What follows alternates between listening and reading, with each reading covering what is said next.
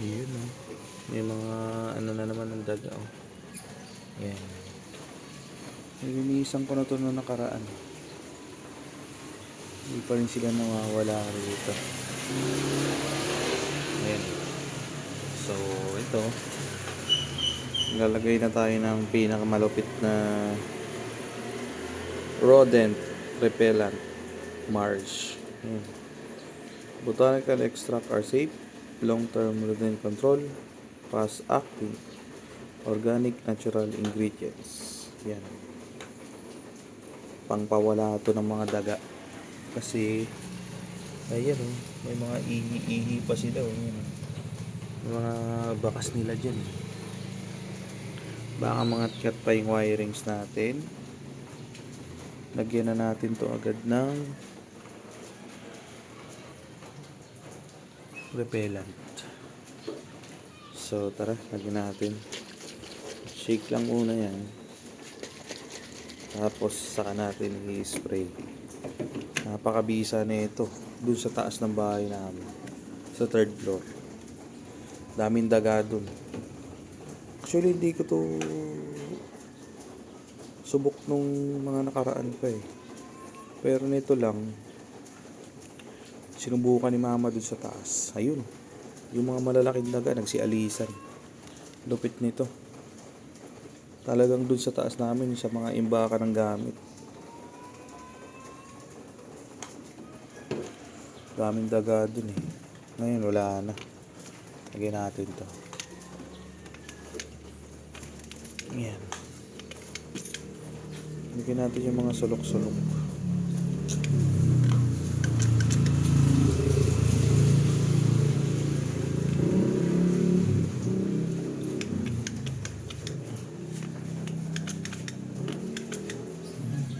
Sulok-sulok.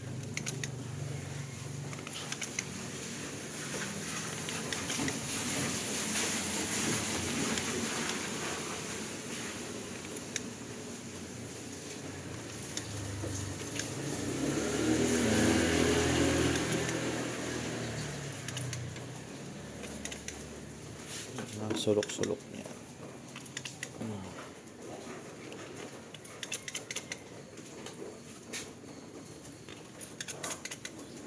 Yan. Di siya sobrang baho pagdating sa ating tao, pero mararamdaman mo talaga yung may kakaiba din siyang sipa eh. Ayun oh, iba na talaga yung amoy. Yan.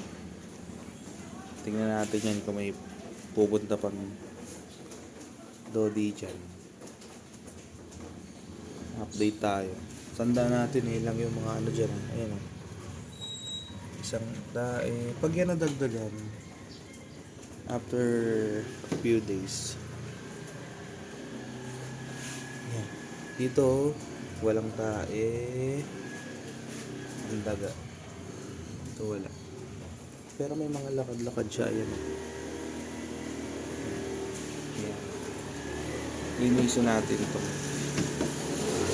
Pwesto ng ano na yan. Linisin natin para palatandaan natin na wala talaga siyang, ayun, linisin natin ng konti. Yan. Saka ito.